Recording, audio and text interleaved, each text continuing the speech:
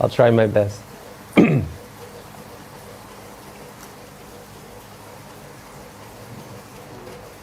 Thank you for inviting me here this morning to give a talk on the Dhamma.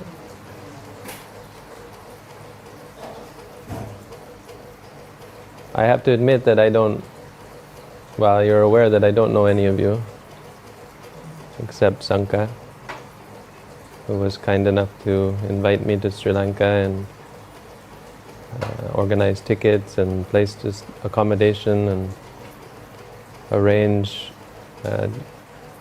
places where I was wanted to teach.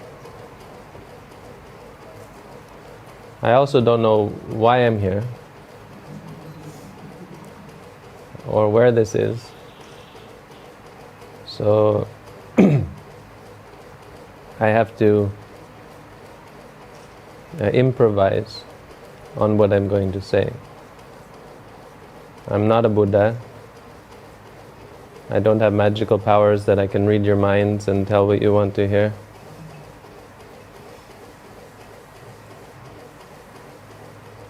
But I do know something about the Buddha's teaching, enough to know what is useful for people, what is most essential and most appropriate for a large group of people. So for general audience, we have two kinds of audience. We have general audience and specific audience. And if you read the Buddha's teaching, you can see that this is also the case. Some of the Buddha's teachings you can't teach to everyone. They were for specific audiences. If you teach mindfulness of death, some monks end up killing themselves. Or mindfulness of the loathsomeness of the body, they get disgusted with the body and they decide to kill themselves. It can happen.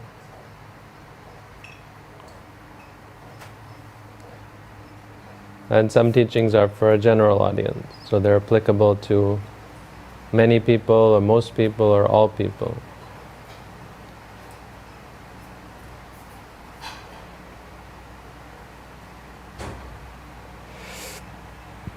And then there are the shallow teachings, the general, basic level teachings, and there are also the deep teachings. And so some teachings you can't teach to a basic audience, someone who doesn't know anything about the Buddha's teaching, because they have different views and opinions and beliefs, and so you have to address those. And if you give basic teachings to people who are strong practitioners of the Buddha Dhamma, then they get nothing from it. So it's a little bit of an issue to how to teach. So what I think to teach, I think it's predictable actually, is I teach the 4 Satipatthana. So today, what I want to offer to you, something that many of you probably know, but I hope to say things that you may not have heard before, is to talk about the Satipatthana Sutta.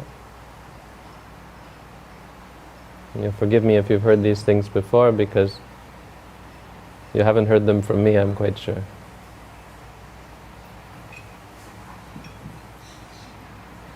Some of these things I teach on the internet.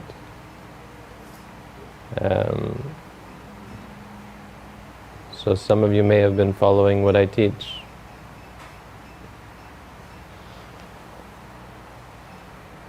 But I'll try to make it interesting and useful, and hopefully we'll still have time at the end to sit in meditation together. Because in the end, words are only concepts. They can't bring enlightenment, not in the way your own observation, your own investigation can. All they can do is offer a map. It's up to you whether you are going to use that map.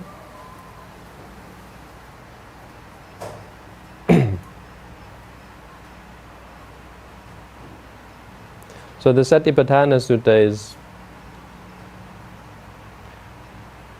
is useful. I think for those of you who know of it, it doesn't require much explanation. But there may still be some uncertainty as to how important the Satipatthana Sutta is. I mean, I think most people know it is important, but then all of the teachings of the Buddha are important. Maybe only some people should practice the Satipatthana and some people should practice something else, or maybe you only practice it when you start, or only practice it when you're almost enlightened or something. The truth is that it's very easy to believe that, or reasonable to suggest that Satipatthana is the heart of the Buddha's teaching.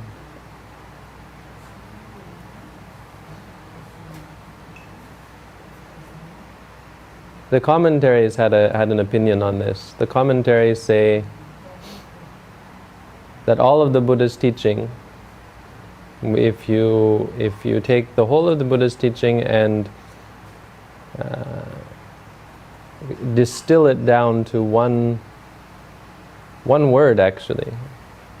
Do you know what that word is? It's a compound word. So one idea. Can you guess what that word is? Some of you know the Buddha's teaching, I'm sure. Yeah. Most of you. What is the core concept of the Buddha's teaching? The commentary gave it, so there is an answer. It's not just a guess. No. Huh? Very good. Appamada pada is what he says. Appamada pada meva otarati.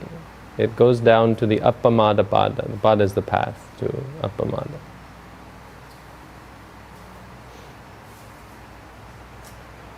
Appamada is, I think it's not, many people don't come up with that right away if they're not really, really clever, really well versed in the Buddha's teaching.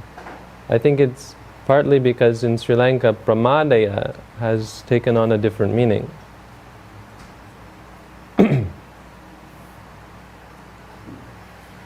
Pramadaya, what does it mean in Sri Lanka? In Sinhala, it means to procrastinate, right? But that's not what pamada means. In Pali, it doesn't mean to procrastinate. Because drinking alcohol doesn't lead to procrastination. Well, it does, but that's not the most important thing. It leads to pamada. It leads you to be negligent, to be unmindful.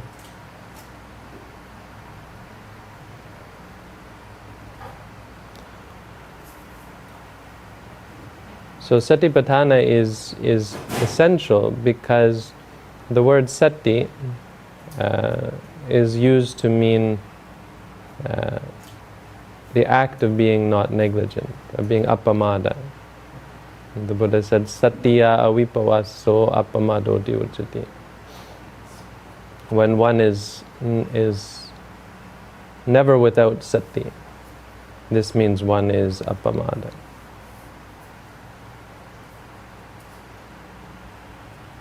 Furthermore, we have the sutta itself that tells us this.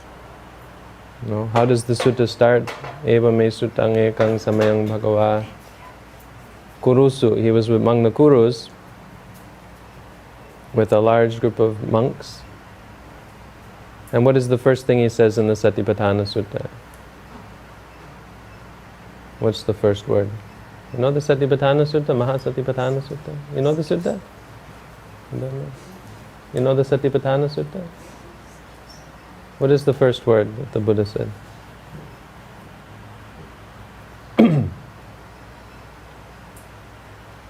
Satipatthana Sutta, you know?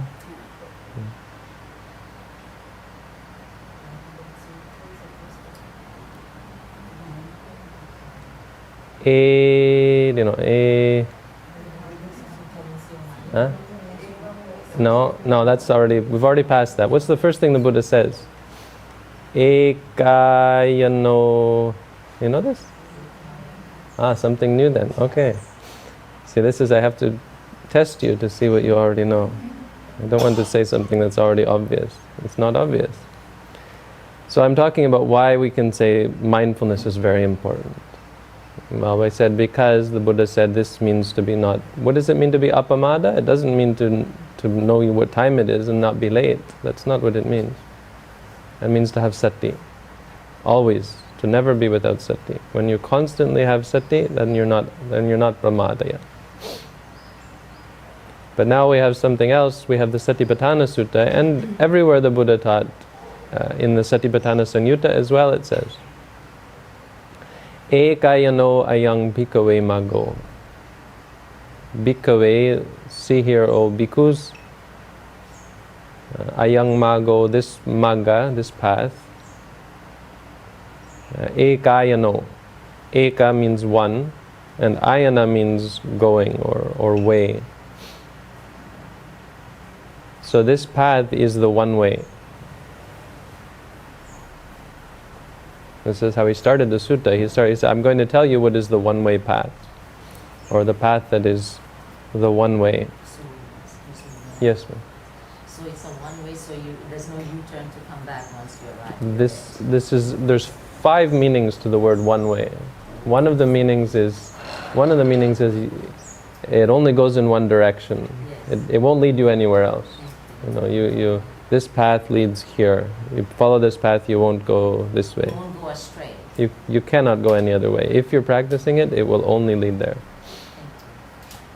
It's also the way, well, anyway, we don't have to get into that. But the point is, that gives it some importance. To say that this is the Ekayana Magga means something. So when you chant the mantras, it keeps you focused and it keeps you directed Absolutely. on that path. Yes, So I'll get this into is that the actually. devotion of You reality. keep that word mantra in mind, because Yes. that's going to become important. Thank you. Very well said. That about sums up the whole of it, what you just said. Okay. So ekayano ayang bhikkhave maggo, and then he says to 5 things. This is the one-way path to 5 things. 1, to purify your mind, or to purify beings, he said, sattanang visuddhiya.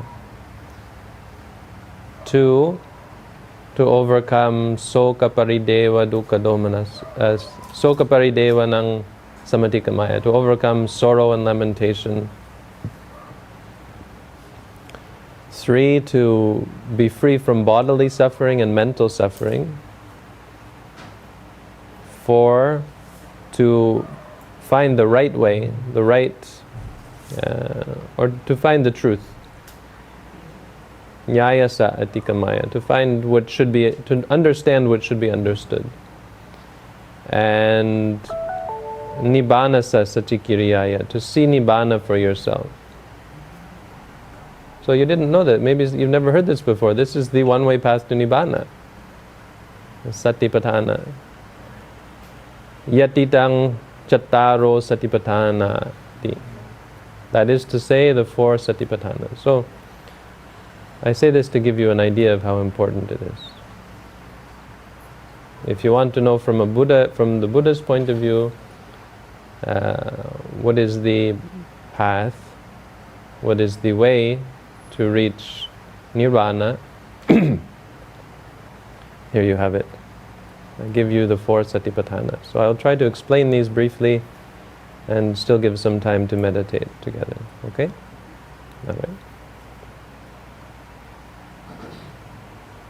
First of all, let's briefly mention what are these five things. So to purify the mind, it says the purification of beings. But we have to understand what we mean by purification here. Briefly, purification doesn't mean purification of the body, although that is also important for meditation. It means purification of the mind. So when you talk about purification in Buddhism, you refer to the mind that is pure. This means the mind that is free from lobha, dosa, moha, is free from all kinds of defilements of the mind.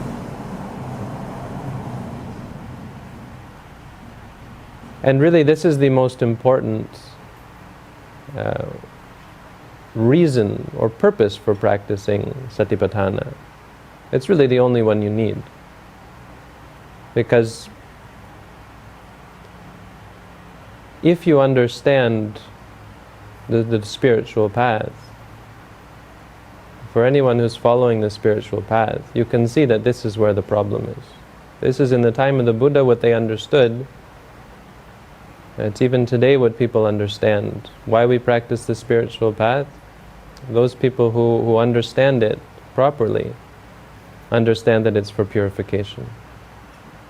That the reason why we are not all pure is like we have this beautiful crystal lens, you can say, and it's covered up with dust and grime and oil and everything, all kinds of defilements.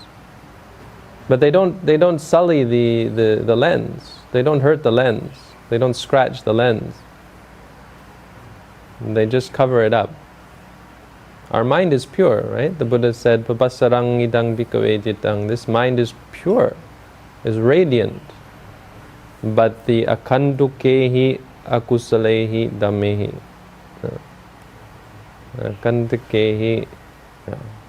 The bad things that come in, they cover it up.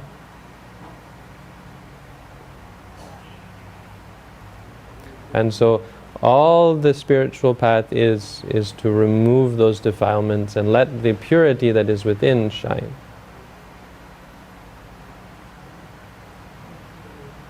This is what our practice is.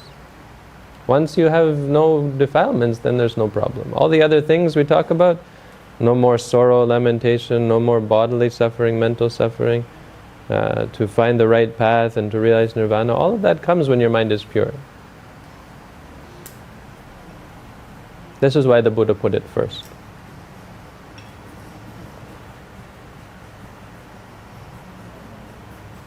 So how does Satipatthana, now we have to ask the question, how is it that Satipatthana purifies the mind? Well, first we have to understand what we mean by sati and what we mean by patthana, no? Sati or sati upatthana, you can say. What do we mean by the word Satipatthana? Sati is a difficult word because it's so simple. And so in English they read the texts and they tried to think about it, and they decided that the best translation for what the Buddha was talking about was mindfulness. Now most Buddhist teachers today denounce this translation and will say, I'm not alone. They will say it's not a very good translation. The word mindfulness, in fact, is a better translation of the word sampajanya, which is closely related to sati, but it's a different word. Sati doesn't mean to be aware. It doesn't mean to... it doesn't have anything to do with knowing the object. When you meditate, you take an object. Now it can be an object of devotion, or it can be a conceptual object. It can be other beings. If you have metta as your meditation, you wish, may this being be happy, may that being be happy. Or it can take the paramatta dhamma, the 5 khandhas, as the object. You can take your body as an object, or your mind as an object, your emotions, your pain or your happiness as an object. So you were sitting on the floor just now, and you got up. Yes. Why? Your pain? Yes. Okay. Absolutely. So this practice will teach you how to use the pain as a meditation. This is an example. We all are on our journey. So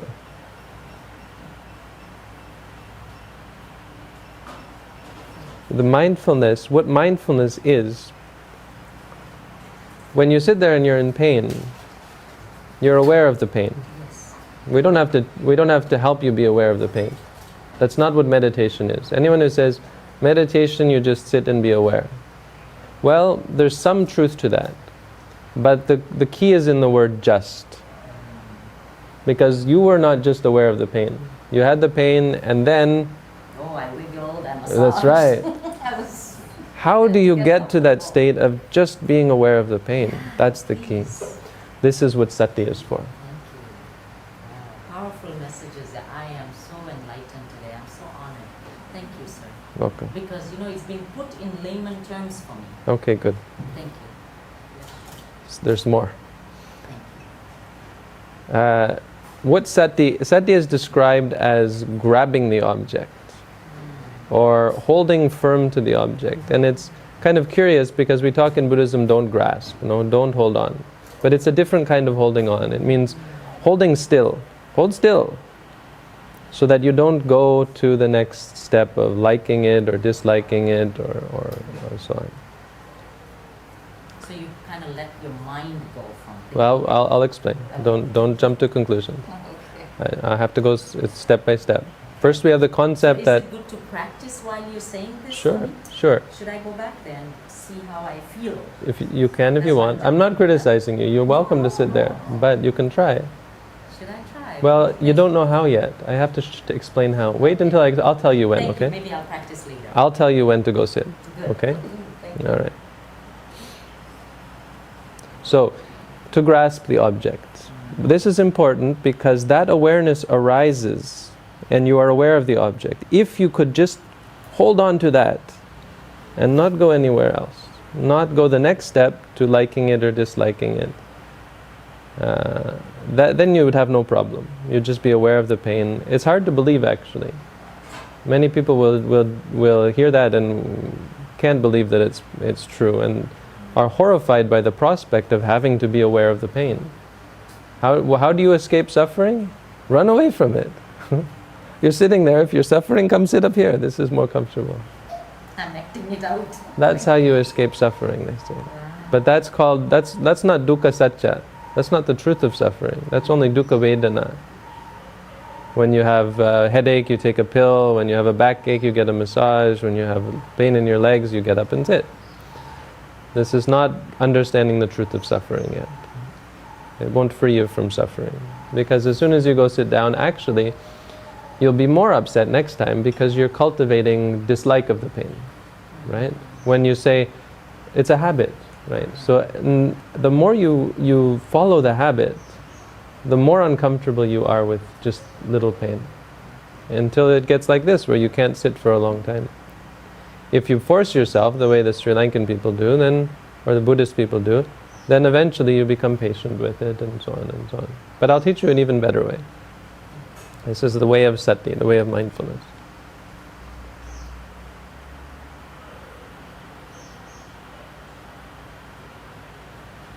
So the idea is we're going to find a way to grasp the object. Now, you don't worry because you have this already. What did you just say to me that I said is correct? What did you say?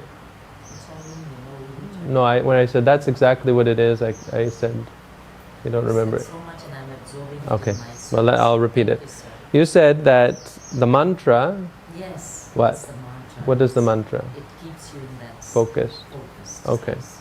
A mantra is a word that Buddhists don't use so much. It's just strange that we don't use it. In Thailand they use a mantra quite often, but they don't use the word mantra. The mantra they use is Buddho, Buddho. You know this? You heard the Thai people using this? Buddho. They say Putto, Putto, if you know. Because they have strange pronunciation of Buddha. So they use the Buddha as their mantra. And that keeps them focused, should keep them focused on the Buddha. They actually use it to focus on the breath, which I think is very strange because Buddha isn't the breath, it's two different. It's anapanasati or it's buddhanusati. You can't do both together, no?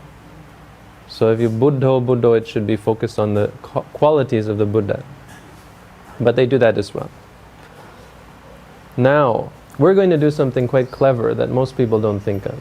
It's not me clever, this is the Buddha is clever. The Buddha did something that no one thought of.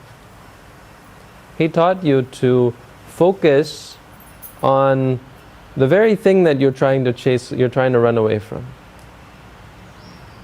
So you have pain and you say, well, my life is full of pain and suffering.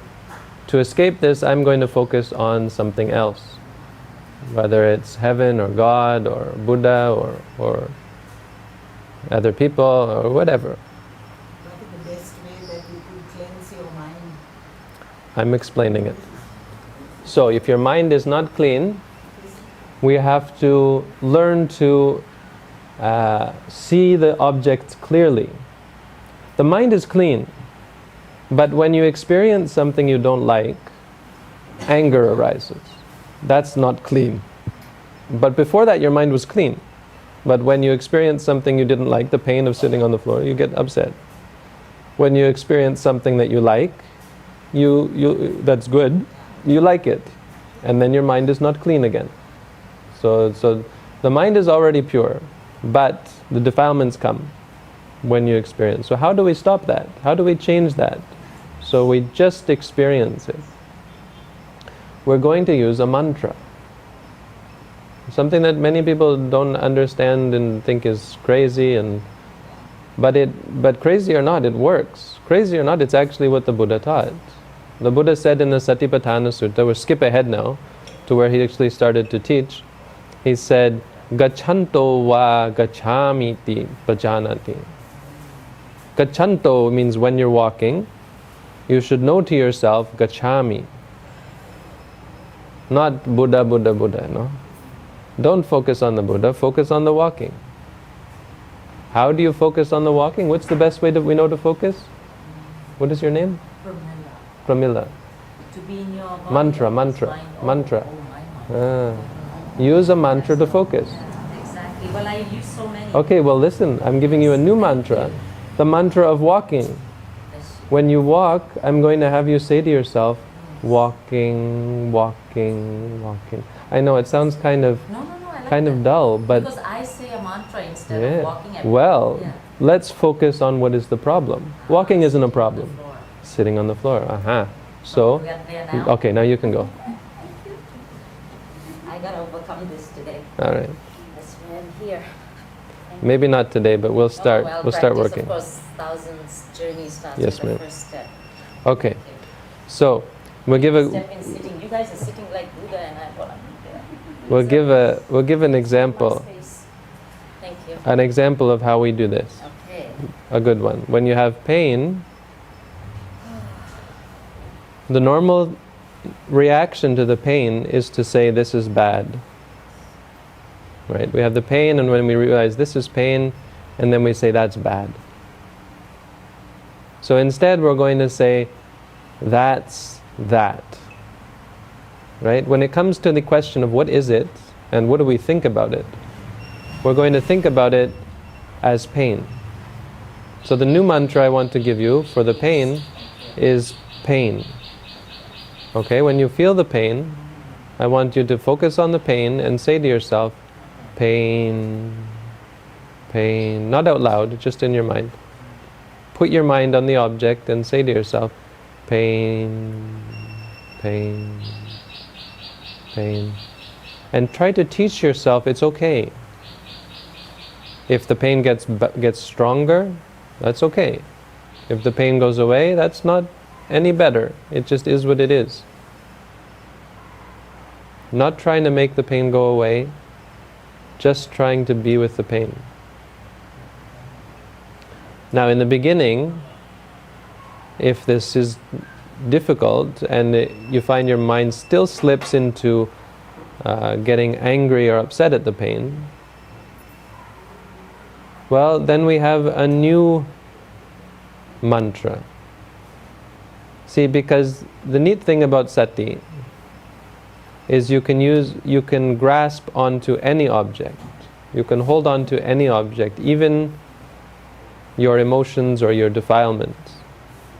So the Buddha said when you're angry, you just know that you're angry.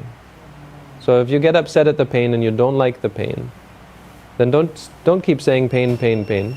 Instead, focus on the disliking and have a new mantra. Say to yourself, disliking, disliking. See, because the mind is a chain. One thing leads to another. The anger and the pain don't come at once. The pain comes first and you get upset about it. Now, we can break that chain by finding a new answer. This is not bad, this is pain. You understand? Okay, this is what we mean by sati.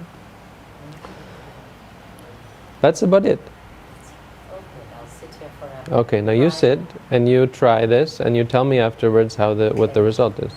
Good. But also listen to what I'm saying, because Absolutely. there It'll are... still be in my focus, but then Yeah. another question just popped in. May I ask? Sure. So when you said pain, of course my mind went to my ankle, which is having a pressure Yes. of the concrete. Yes. So should I like pad myself as beautiful ladies have? You before I can. go there? Is that the... See, we're not trying to torture ourselves. Yes, We're just yes, trying to be exactly. aware of things as they are. But So when the awareness went there, then pain, and then I felt the pain, as you said, let Uh-huh. it go, this too shall pass kind of thing. So I brought, okay, this will go. And then well, no, went- don't say that. Don't say Oh, that. okay. See, Then what do I that's say? what we call putting the cart before the horse. Well, you know this. That means you're trying to be wise. You're trying to be clever. We have to be well, you're saying this too shall pass, but you don't really believe that. No, Because well, I if you was thinking- if you believe that, you wouldn't have to get up and go. So most meditators will do this. They'll put the cart before the horse. They'll say this too shall pass, it's impermanent, and they'll try to convince themselves. That's not how wisdom works. Wisdom comes, it's like a science project. In a science experiment, what do? Do you write down the conclusions first and say, I believe this is what's going to happen, and da da da? No, you take the observation, Thank you. and based on the observation, you draw your conclusion. Wow. That's how meditation has to work as well. You guys are so lucky to have this beautiful man explaining. All of Sri Lanka must get enlightened. Okay. Thank you, Let me go. We have limited time, so I have to get through something. Totally. Okay. So, I've been struggling for years. okay. So now, instead of trying to come up with an idea of how it is, just watch it. Thank you. Just be mindful. It's hard because it's too simple, and our minds want to come up with some wisdom or something, but Easy way out. yeah, but this is really the key, is we have to keep it at just the awareness level. And trust me, the wisdom will come. Don't try and be wise first. So look at it as though you're a child, as though you're someone who knows nothing about anything, and focus on pain, and let it tell you what it is, because it knows what it is, Yes. and it will be very quick to tell you what it is. And then when you don't like it, focus on that and say to yourself, disliking. Now this is an example of mindfulness, but when we say Satipatthana, we mean the four things that are sort of objects of sati. And so this gives us a useful framework on which to practice. We practice the mindfulness based on these four things. These are the four Satipatthana, and this is the main meditation practice that the Buddha himself taught. This isn't from modern times or a modern teacher or something. It comes directly from the Buddha, who is our head teacher. So these four, many of you know already, Kaya, Vedana, Citta, Dhamma. These are worth, when people come and do meditation courses at my center, they have to memorize these four. So if you don't know them yet, you might want to take these down and keep them in mind. These are the Pali words. I'll explain them in English as well. Kaya, Vedana, Citta, Dhamma. Kaya means the body. Vedana means feelings or sensations like pain and pleasure. Citta means the mind, so thoughts or mental activity. And Dhamma is a word that we're still fighting over. It's hard to explain exactly what the Buddha means here, but I stand by my explanation, and you can argue with me if you want. The teachings of the Buddha. The Dhammas that the Buddha taught. So, because you practice mindfulness of Kaya, Vedana and Citta, these are already Dhammas. But these are basic Dhammas of reality. we're not just trying to stay in samsara. We have a path to follow. So on that path, you have to be aware of the dharma of the Buddha, the dhamma of the Buddha, right? Because if you look at dhammanupassana, it doesn't have all things in it. It has specific things. It has the the bojjhangas, it has the khandhas, it has the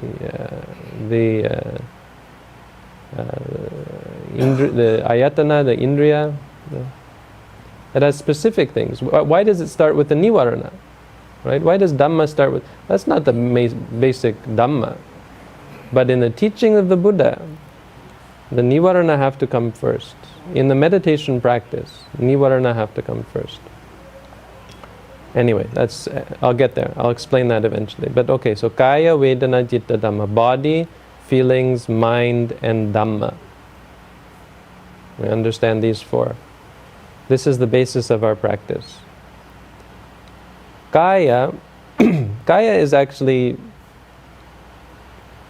the least important, because as I said, we're not worrying about purifying the body. We don't care what happens to the body. It's going to get old, sick, and die. Everyone succumbs to this in the end. You can't purify the body. If you purify the body, you have to get rid of everything, get rid of all of it. All that's left is maybe your gold fillings. The rest of it is all blood and pus and urine and feces. If you don't wash it, it smells, and so on. So we're not so concerned about purifying the body. It's just going to fall apart and die in the end.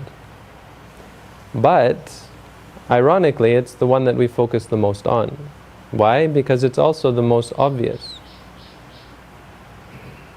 When we begin to meditate, the only thing you can see for sure is the body. If you've never practiced meditation before, the mind and the feelings and the emotions, all of these are hard to find. And so the easiest object of our focus is going to be the body. Now, why is that important? Because the body allows us to train ourselves. It's like if you talk about a boxer. You don't have boxing here, do you? I don't know, a cricket match.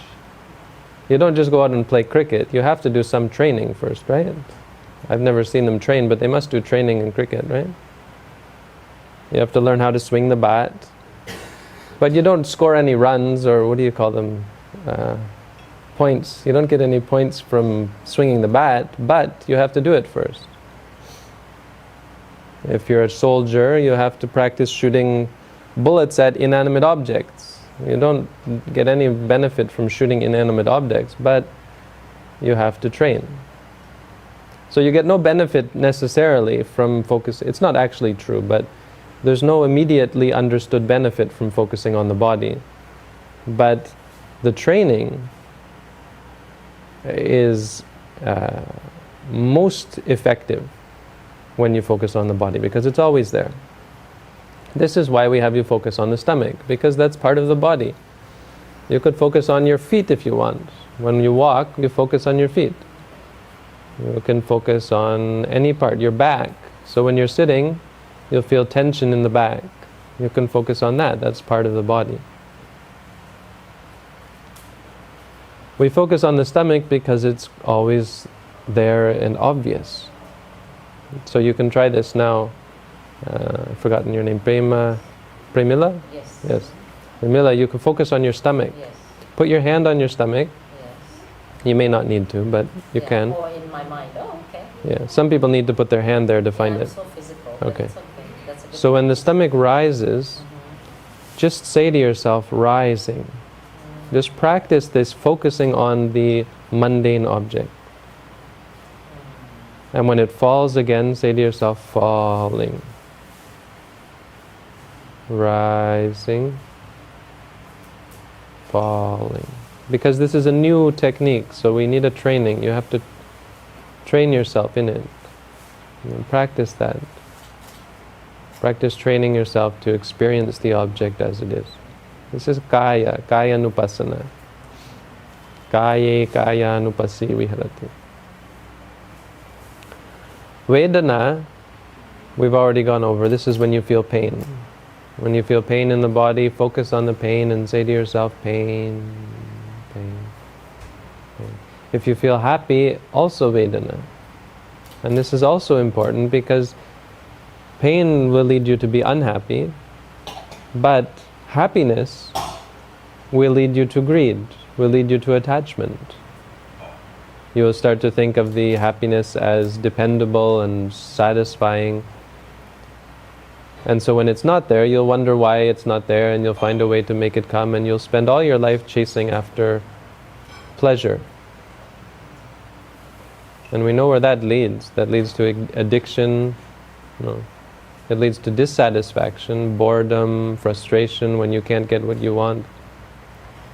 So it's equally important to be mindful, not to get rid of the happy feelings, but to be mindful of them, and to be able to let go of them as well. So when you feel happy, we have the mantra to remind ourselves, happy, happy, happy. And if you feel calm, we remind ourselves, calm, calm, calm. So any kind of Vedana, any kind of sensation, we just remind ourselves of what it is.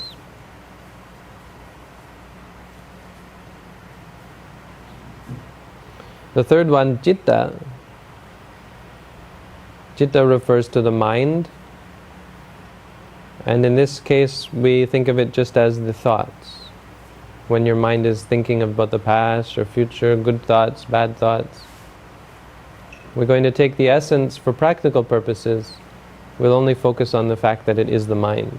Whether you like the thought or dislike the thought, we put that aside for now. In regards to the mind, we'll only take the aspect of thinking. And that's easy to understand. You're sitting here and you're trying to stay with the stomach rising and falling, or when there's nothing else, just come back again to the body. We say come back to the stomach, it's quite obvious. It's an aspect of the body that's obvious. But when your mind is distracted by thoughts, for example, then you should focus on the thoughts themselves and say to yourself, thinking, thinking, thinking. All of this will help to purify the mind. It will keep your mind from getting caught up in likes and dislikes and partiality and aversion and so on. So if you're thinking about the past, instead of obsessing about it and reacting to it, worrying about it, sad about it, just say thinking. So when you come back in your body and your foot is dead, what do you do? Get to the chair? No, that's fine. Dead is actually okay. See, again, you're reacting to it. No, like how to... Well, don't react to it. There's nothing wrong with it. If it's dead, it's not dead, it's asleep. And we say, let sleeping dogs lie. It's not going to fall off, I promise you. But you see, you're reacting. They're all as well. I'm just picking on you. But you're reacting to it, you see. So we're trying to change that. Well, we'll try to change that so you don't react. Sitting in your sadhana, meditating, yes. So take time. What would be ideal time for me to start such a beginner sitting? Okay, well, questions later. Okay. Let me finish. I'm almost finished. Okay, thanks. Citta means thoughts. So if you're thinking about the past and your husband or so on, that would be an example. Instead of obsessing over it, you'll just say to yourself, thinking, thinking. Let the thoughts come, but they're just thoughts, and you can be at peace with them. If you're thinking about the future and normally worry would arise or fear about the future, instead, just see it as thinking. Again, thinking, thinking, planning, and so on. This is mind. Kaya, Vedana, Citta. The fourth one, Dhamma. As I said, the first set, the most important set, is called the Nivarana. Nivarana means the hindrances. So these are things that obstruct your practice, and also in life. You can say these are hindrances in life. They keep you from succeeding, from achieving your goals, from being at peace. These 5 hindrances are, well, they have big names. The names are sensual pleasure, sensual desire, ill will, and so on. But we give them simple names: liking, disliking, drowsiness, distraction, and doubt. So again, you should remember these. I'd have people memorize them, but you're not my students yet, so I won't force you to. I'm just visiting today. So liking, if you like something, this creates addiction, and it creates, you will be dissatisfied frustrated when you can't get what you want. Disliking takes you away from, all of these things take you away from reality. But disliking is bad because it makes you suffer. When you dislike something, that's pain. That's suffering in the mind. Anger. It takes away your peace. Drowsiness is also a hindrance because you get lazy and your mind is not sharp. It's not strong.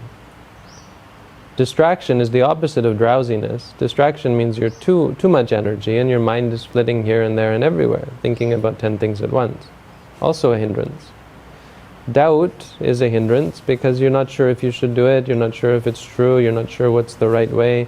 Should I do it this way? Should I do it that way? Also a hindrance. So, the first thing we have to do in the path of the Dhamma is remove these 5. Fortunately, the practice to remove them is the same as with everything else. Once they're there, you stop the next step. You stop them from recycling or proliferating. Once you have the liking, you remind yourself that's just liking. So again, just say to yourself, liking, liking, liking. If you dislike something, say disliking, disliking. Hold on to it. Don't let it go on to the next step. If you feel drowsy, you wouldn't believe it, but if you are very mindful, even drowsiness will disappear. We think of drowsiness as you're missing something, but it's not really true. Drowsiness is the mind and the brain have gone into the mode where they're trying to tell you to go to sleep. They're saying, we need to sleep now. But you can tell them, no, see it as it is and ignore them. And you'll find the mind shuts off again. It turns off that switch of drowsiness. You have energy again. If you're distracted, it means you're thinking too much, your mind is not focused, then as well you can be mindful of it as distracted, and this will focus the mind. All of these these are all imbalances of the mind. And mindfulness will balance the mind in a pure way to just experience the object as it is. So if you're distracted or if you're worried, you can say worried, worried. And if you have doubt or confusion, same thing. Say to yourself, doubting, doubting. This one is fun because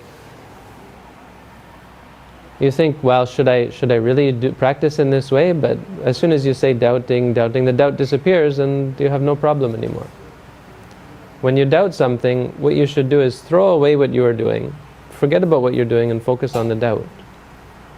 And when you watch the doubt and let it unfold, you'll find that the answer comes by itself. The doubt disappears. Say to yourself, doubting, doubting, doubting. These are the 5 hindrances. Basically, that's the, well, for a beginner meditator, that's the most important Dhamma to keep in mind. Once you've gotten rid of the hindrances, once you practice in this way, your mind will become free from the hindrances. Then you have to be aware of the senses as well. So the next Dhamma that we focus on is the seeing, hearing, smelling, tasting, feeling, thinking. So you can also keep that in mind. Once your mind is calm and clear, sometimes you might see something. With your eyes closed, you might see pictures or colors or lights. You see some image of the Buddha or a crystal or a color, white or some color of some sort. All of these are byproducts of the practice caused by strong, good concentration. But just like everything else, we have to keep our minds clear. We can't become partial to them or attached to them. And so when you see them, just remind yourself seeing, seeing, seeing. If you hear anything, hearing, hearing. If you smell, smelling, smelling. Tasting, tasting, feeling, feeling. It's quite a simple concept, but to do is almost, for most people, it's almost impossible. Because we don't want to do this. We want to grasp, we want to cling, we want to chase, we want to judge. We want to judge everything, and that's the problem. The only way you can do this is if you're ready to stop judging, if you're ready to just experience, to just be. The problem, I think, is we think we're already just being. You think you're all sitting here. We think we're all sitting here just people. No, look around, we're just a bunch of people.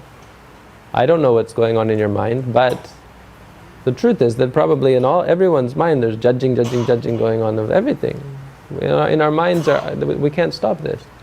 We're not just sitting here. We're not here enjoying each other's company, not all the time. Our minds are wandering in here and there and judging. No? So this practice will work to do away with that, to help us to see things as they are, not how we want them to be or how we don't want them to be. And once we see things how they are, then we will free ourselves. So all of the teachings of the Buddha will come into play. Then we will reach nirvana. Then we will become free from suffering. Then we will become enlightened. Because enlightenment means two things. First, to shine a light on something, no? It can also mean to become lighter, to not be weighed down by our judgments. But the idea of shining a light means to understand and see things clearly. Because without light you can't see. So an enlightened being is someone who sees things as they are. They don't change to become someone else. They just know the truth. And so this is the problem, is that we don't focus our minds on the truth. We want to chase away the truth. When we have pain, we don't want to experience the pain. When we have bad thoughts, we don't want to experience the bad thoughts. We want to only have these types of experience, not have these types of experience. So our minds are not open to the whole spectrum of experience and reality.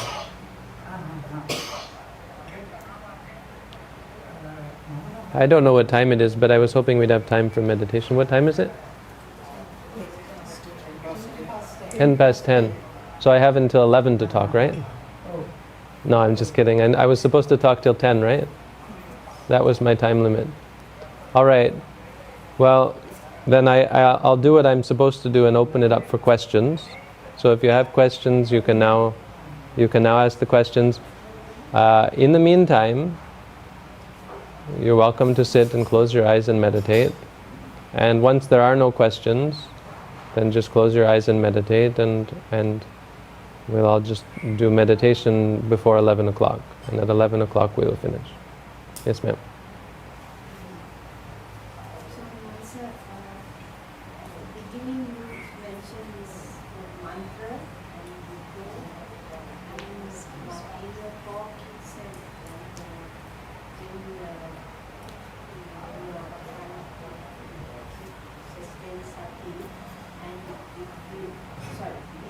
that when you're trying to sustain sati and you find some interfering, some reaction,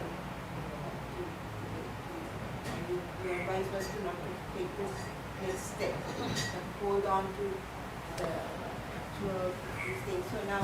But if I can clarify, it's not exactly holding on, not in that sense, but it's holding on in the sense, while it's there, you hold on to just the reality of it. But once you've taken the next step, don't try to hold on to the old experience. If you do like or dislike, then you should hold on to that. Okay, but if it goes to the next step, hold on to that. You're not forcing your mind back to something that's gone already. That's all. Anyway, go ahead. So now my problem I find is that in order to focus on and try not to react, you have to have some kind of distance. You have to get some kind of distance, which I find difficult to do because my problem is I get overwhelmed. Mm-hmm. And so my question to you is whether this mantra or something could help me there without getting overwhelmed to stay without reacting. Well, you don't need distance. You just need objectivity. The reason you need distance is because you're not capable of objectivity, right? So that's in life as well. If I come here and I know there's someone who I really don't like, then I'll go and stay in the other room. Because I know if I come in the same room with him, we'll shout and yell and fight with each other. So the distance, when you can't be objective, you need to keep your distance. If there's someone who you're not comfortable with, it's the same in life. It's the same in meditation. The only way to not judge is to stay away from it. And that's why samatha meditation is so attractive. Because you just ignore the objects. You just avoid the objects. You have pain, well, think of something else. Think of something comfortable. But that's the difference here, is we're not trying to be distant. We're trying to be objective. So to answer your question simply, yes, it will help, absolutely. Once you can be objective about it, or just see it as pain or whatever the experience is. If you hear a sound that you normally don't like, hearing, and you're objective. I mean, to be objective, you need to have some kind of distance from your feeling. Not distance. Distance, I think, is the wrong word. You have to change your reaction, right? If you study Abhidhamma, first there's the experience, then there's the reaction. So the experience is no problem. You can't change that. Experience is experience. It's this that we're worried about. You can't. There's no distancing yourself from experience. You have the experience, and that's ethically meaningless or ethically neutral. Who said that? It has no ethical value. It's not good. It's not bad. That doesn't change. The next moment, or one of the next moments, is when you judge it. You say, this is good, this is bad, this is me, this is mine, I like it, I dislike it, so on. This is what we have to change. And that's where mindfulness takes effect. Once you experience it, you remind yourself, this is not good, this is not bad. You say, this is this. That's all. I wouldn't worry so much about distance. In fact, I think that's a wrong idea, because distance leads people, when you have pain, you try to run away from it. Well, either way is running away. It's like you're a student in a classroom, and if you leave the classroom, you don't learn anything. You have a good lesson here to learn, and you're just running away from it. But it has much to teach you. Because dukkha satya has nothing to do with Vedana, with pain. Dukkha satya means everything. It's the understanding that nothing is worth clinging to. Sabbe dhamma na lang abhinivesaya. No dhamma is worth clinging to. Where would I get that mantra which you just said? To Which me, one? that's a mantra. Sabbe. I know, it's much nicer than pain. No, I'd rather do that. Thank you. Sorry. May I share my story for this beautiful But I'm not going to lady? give it to you, because pain is a much better mantra. No, God, no, it's mental. May I share my story to help you? Afterwards, I have limited time. Thank you. Afterwards, there'll be much I time. will be able to. We need to take questions. Reverend sir, I want to ask you one question. Okay. When I get into Satipatthana meditation, focus on breath or focus on my mind, like what happens in my chitta, Uh-huh. I find that all of a sudden I'm thinking what's going in my mind, and then I get a thought. I don't think my thought. I just sit and I get a thought. But all of a sudden then I get a pain. So I concentrate on the pain, and then it goes away. I think something else comes. When I concentrate on pain, so I find that I'm doing Satipatthana at the same time. All four aspects of Satipatthana. Am I doing it right or wrong? I can't judge, you're asking me. Yes, I'm Yes. wondering. No, but yes, different, okay. But first I have to say is that different teachers will teach the Satipatthana differently. So if you might get confused by the different interpretations. My interpretation is, as I said, you need to use the mantra. So if you're not reminding yourself, the word sati comes from the root sar, which is the same as sarana or sanya even, I think. Because the cause of sati is tira sanya, stira, you say, tira, which means firm, sanya. So it's this recognition, but reminding yourself. When you reaffirm that recognition, so this is pain, you reaffirm that by saying to yourself, pain, pain. That's what it means to have sati. So if you're not doing that, in my tradition we say you're not practicing Satipatthana according to our tradition. Now, when you talk about, you're asking the question of practicing all four, practicing one. Well, you see, they happen one by one, right? It's not exactly at the same moment, but point taken. The answer is to pick whichever one is clearest. You don't have to worry that there are many. They don't actually happen at the same time. That's not possible. But they're very quick, and it seems to be at the same time. No problem. Pick whichever one is clearest, because it's not magic. It's not like a video game where you have to shoot up all the enemies. You know, and probably many of you don't play video games, but it's about changing your habits and learning. It's about studying, and it should be done leisurely, and it should be done with patience and peacefully. You know, you should be comfortable in it. So slowly try to learn the truth. So it doesn't matter that you catch everything, don't catch everything. The mantra is the tool that we use to see things as they are and allow wisdom to arise. And the wisdom will come by itself. You'll start to see things as they are. It's like they're telling you something and you're not listening. Mostly we're not listening. We say, oh, shut up, I'm going somewhere else. But do you focus on it and you say, tell me what you have to say, and they will tell you. They will tell you three things. You know the three things that they will tell you? That's what they will tell you. Actually, there was that every moment, like this lady was saying, if you get back to Dhammanupassana, then your mind will get clear and then you can focus on one point. Say if you're having some eating thoughts, Yeah. so you think of impermanence. Well, impermanence isn't a practice. No, this is again putting the cart before the horse. What we practice, and this is very important to get in your mind, what we practice is vipassana meditation based on the four foundations of mindfulness. The practice is satipatthana.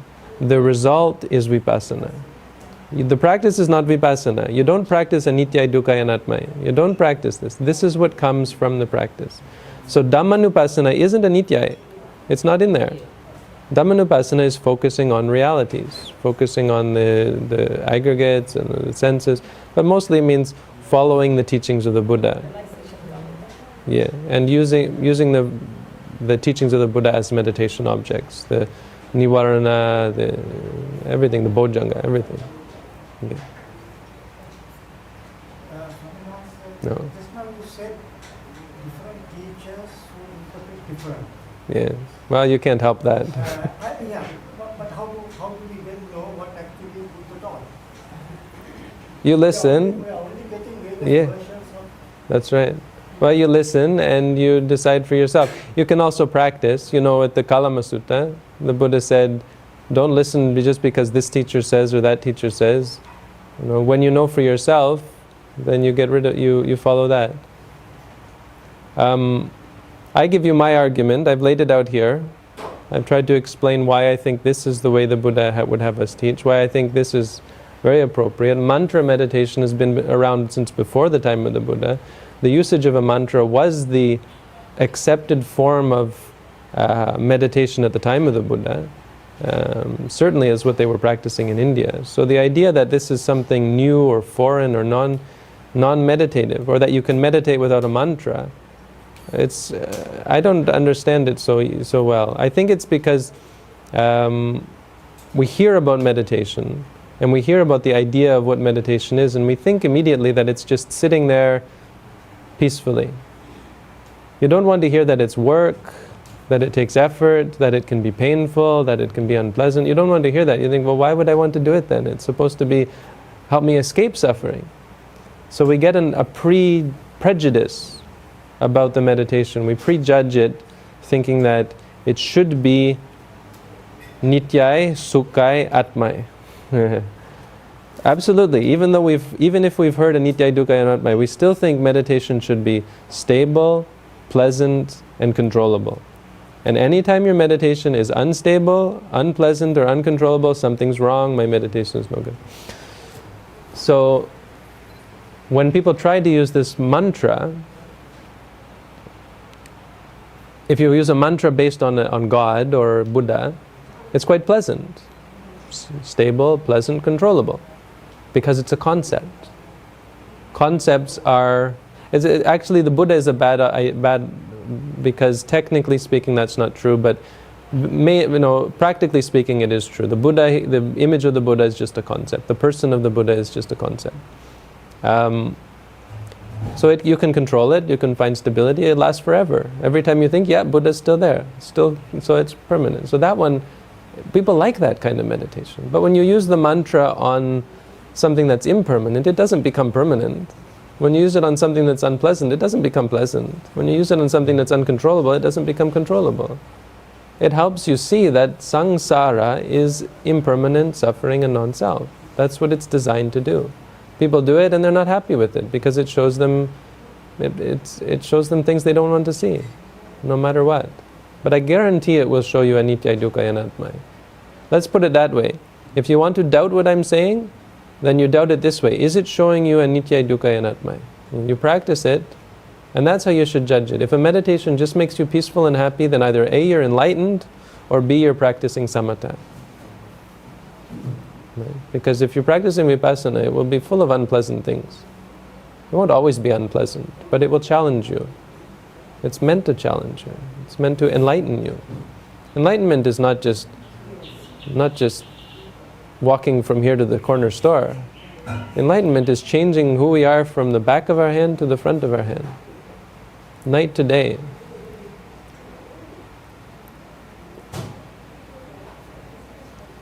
In terms of not to judge, to me it is possible in a specific time, maybe in this kind of a setting environment.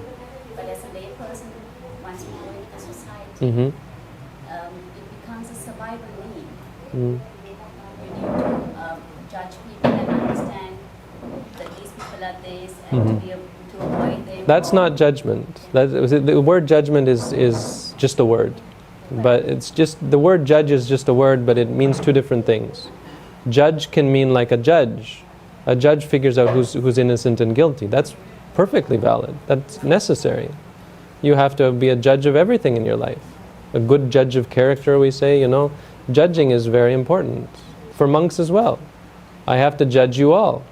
I have to judge you when you ask this question so I can give you the right answer. I have to judge. But that's a different kind of judging from partiality. What I meant by judgment, not judging, is I meant by not being partial.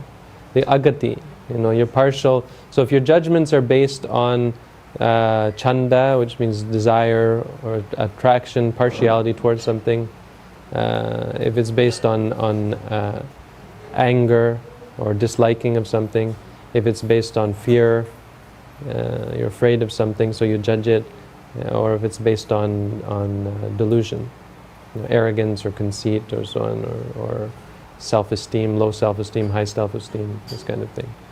If it's based on partiality, that's what we mean by judgment. We mean liking and disliking, mainly liking, disliking, or arrogance and conceit. That kind of judgment. It's different, and that's not necessary in life. It's not necessary to get angry. It's not necessary to be attached to things. In fact, these hurt you in the world just as much as they do in the Dhamma. If you get angry, you can't be a good judge, right? So you have to understand what I mean by judging. I don't mean all kinds of judging that we mean by the word. You have to be a good judge. But to be a good judge, you can't be prejudiced. So you can't judge in the way I was trying to say. So please don't misunderstand. You have to be a good judge. But to be a good judge, you can't judge. Understand? Is that sort of clear? I need to think a little bit. Well, maybe put aside the word judge and just say don't be partial. To be impartial, right? A judge cannot be partial. If you have two people and the judge likes this person, that person shouldn't be a judge. They should recuse themselves from the case because they like this person and they're never going to be impartial. So to be a good judge, you can't be partial. It's the same with life. If you want, if something happens in your life, you have a situation and you get angry at it, you can't be partial. You can't be wise about it. You're acting based on your anger. It won't bring a good result. You'll react too quickly. For example, pain is a good one, because when you react to the pain, you're actually hurting your body. You know, the anger, we say, well, that's good because it helps you get away from it, but it doesn't actually. If you have pain in the neck, you're going to go like this a lot, right? That actually makes it worse. That actually hurts your neck more and more. It's amazing when you're a meditator, you have all these aches and pains, and you just let them be, and very quickly they just disappear. Whereas if someone is not mindful and they go like this, the pain can last for days and weeks and months and become chronic pain. I don't know why doctors don't realize this, or maybe they do, but that's really it. If you just stopped reacting to it, the pain, the pain itself wasn't a problem until you started getting upset about it and making it worse. When you're angry, you move quickly, you move irrationally or without mindfulness, and so as a result you end up hurting your body. I mean, that's a good example of how it doesn't help you.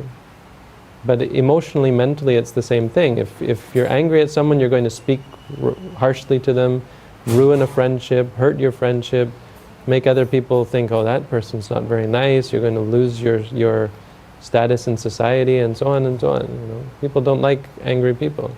Greed as well. I mean, this is part of learning what karma is. Karma is this on a very basic level. Karma is that when you have the neck pain and you go like this. That's bad karma that's leading you to Dita Dhamma Vedaniya. You know, you're experiencing it in the here and now. It's not something you have to wait for next life. You're making karma and it's hurting you. Stress in the back and so on. If you're just mindful of it as tension, it disappears. People who go to chiropractors and get massages and everything, they don't have to. I always joke with my Thai students that they come to Thailand to get a Thai massage. And Thai massage is apparently very painful. And so they willingly put up with all this pain because afterwards they feel so wonderful. But because they're only attacking the body, only removing the tension in the body, the mind builds up the tension again, and a week later they have to go back for another Thai massage. And I said, well, this is the best Thai massage you'll ever get, because it's very painful to have to sit through it, but you're also working out the tension in the mind. You're letting the mind work through its tension, not reacting to it, not feeding it. And once the tension in the mind is gone, the pain will disappear as well. You'll see, it's amazing how the tension I used to have in my back when I used to sit in meditation, it never comes anymore. Because I know how to deal with pain when it comes. I don't get tense about it. When something comes up that would normally make you upset, you say, oh, look, here I'm getting upset. And then it's gone. You don't make more of anything than it is. Everything is about how you react to it and the snowballing. You don't have snowballs here. But in Canada, the nature of snow, for those of you who don't know, is that if you have a ball of snow and you roll it in the snow, it collects more snow. And more until it becomes bigger and bigger and bigger, and you build a snowman. That's how you build a snowman, because you put one on top of the other. But if it gets really big, it gets dangerous because it'll roll down the hill and it can... Anyway, so we have this term snowballing, which means getting bigger and bigger and bigger and bigger. Exponentially even, I think. Don't do that. To stop that, you have to break the chain of expansion. To stop and put an equal sign in. You know. So, the formula, reiterate, are you engineers? Any engineers there? You have the reiterating formula, and it keeps getting bigger and bigger and bigger. But at some point you just put an equal sign in, and then it just stays the same. It doesn't get any worse. And in fact disappears, because it isn't being fed.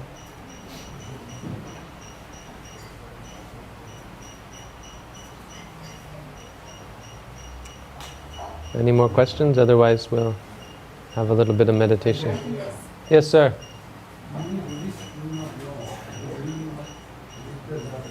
Okay. Uh-huh. Sure. How to achieve four noble truths through your meditation techniques. So that can help.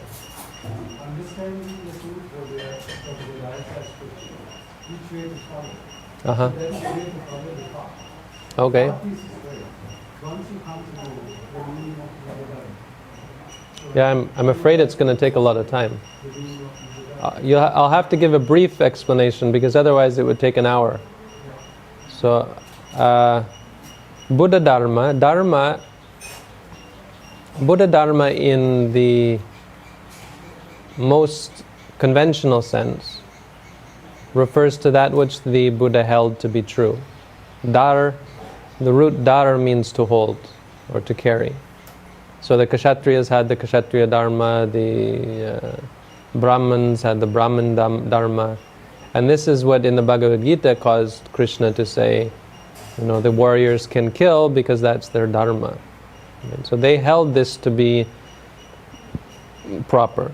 It's proper for a Kshatriya to kill. That's what they believe. In Buddhism, so when the Buddha came along, there was this idea of a Dharma, and it had evolved to mean the teachings of that teacher, or the beliefs. So the 6 teachers in the time of the Buddha, they all had their own Dharma. And what that means is they all had views and beliefs and opinions that they held to be true. And this was their Dharma. The Buddha also had his Dharma. So in a conventional sense, Buddha Dharma just means those things that the Buddha taught. Now, the Buddha claimed that what he was teaching was not his, but it was simply reality.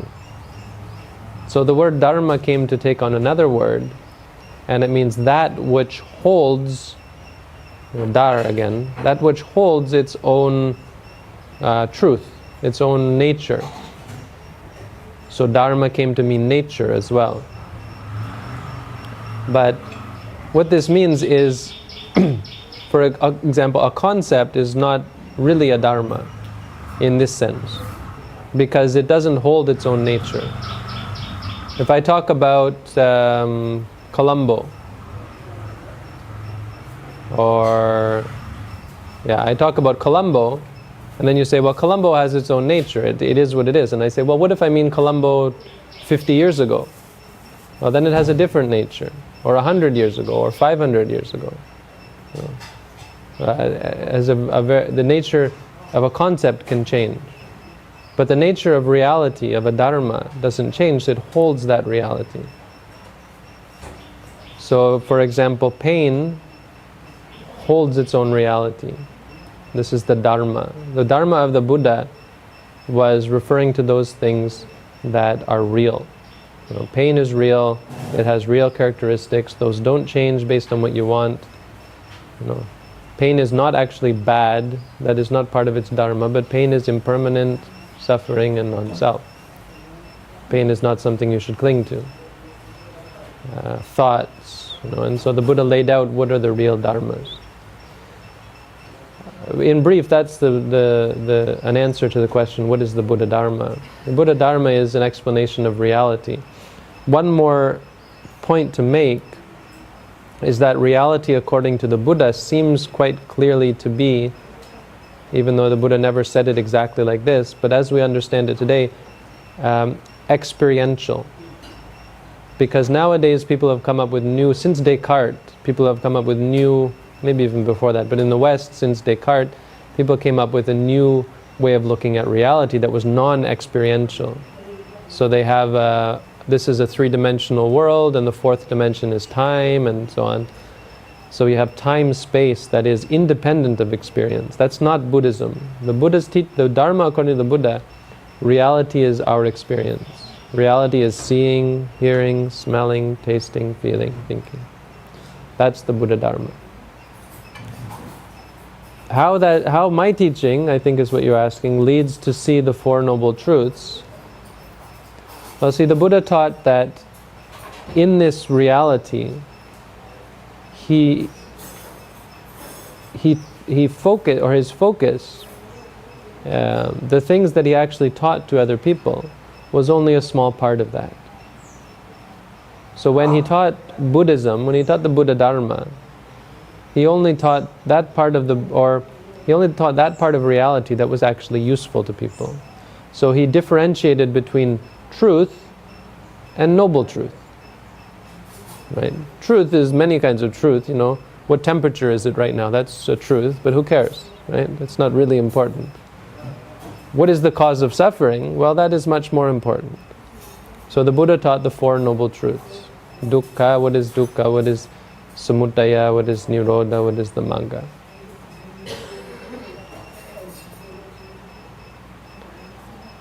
And he assigned a task for each of the four Arya Satya. You know this? They have the Satya, Kitcha, Kata. Is familiar to anyone? If you study the Four Noble Truths, many people don't realize this, but there's more than just the four things. There's 12 altogether, right? You know this, the Dhammacakkappavattana Sutta? Evanti parivattang dvaдаsakarang dvadasa. Dvadasa means 12. The Noble Truths, there's 12. 4 times 3. Dukkha has Satya Kitcha Kata. Samudaya, the cause of suffering, has Satya Kitcha Kata. They have 3 aspects to them. Satya means the truth of it. It's true that this is suffering. Kitcha means what you should do in regards to that truth. And Kata means it's done. Only once it's done can you say you understand that truth. Once you've done what needs to be done.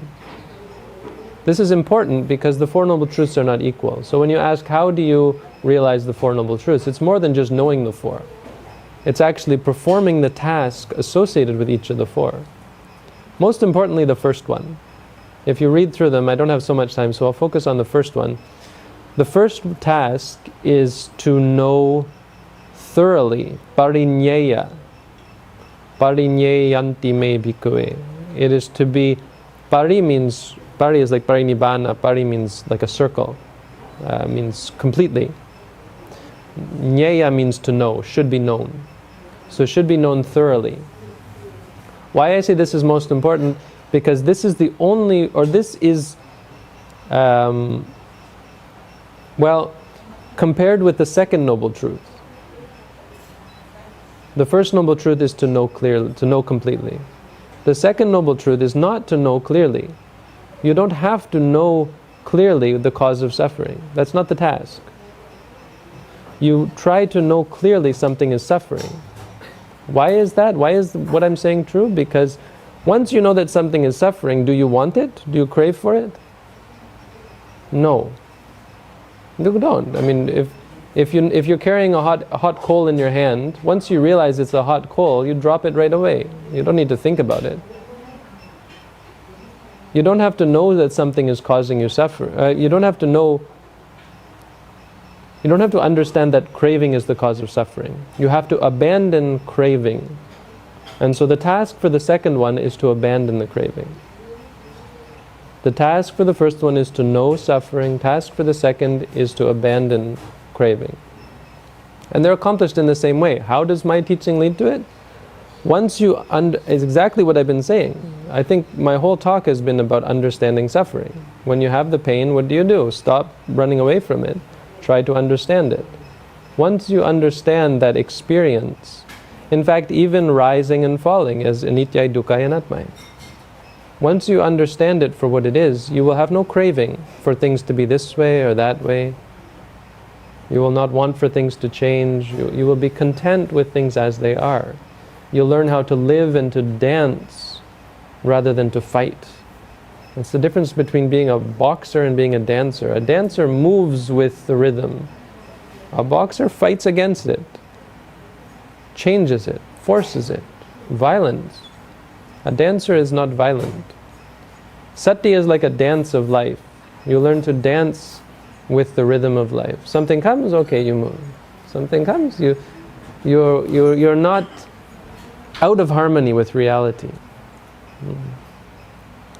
So My practice, I claim this practice that I've been explaining to you, which I say is the Buddha's practice, leads to see the Four Noble Truths, because it helps you to understand the truth of the dharmas, the truth of nature, that they are not worth clinging to, that they are not good or bad, that they simply are, they arise and they cease. And once you see that, you give up craving. Once you give up craving, you have no suffering, so this is Nirodha. And all of this is accomplished by the Eightfold Noble Path. So the claim that I make is that the teaching that I'm giving you is the Eightfold Noble Path. And that would take time to explain as well. I don't have that time. But in brief, I hope that has given some answer to the question. Right? I think it's a very deep topic. I was hoping we'd have more time for meditation. Do we still have 5 minutes? We have 15 minutes? Then why don't we do 15 minutes of meditation? I'll stop it there. And I'd like you to all to try this, to try using a mantra not for something spiritual, but find a mantra for the experience as you have it.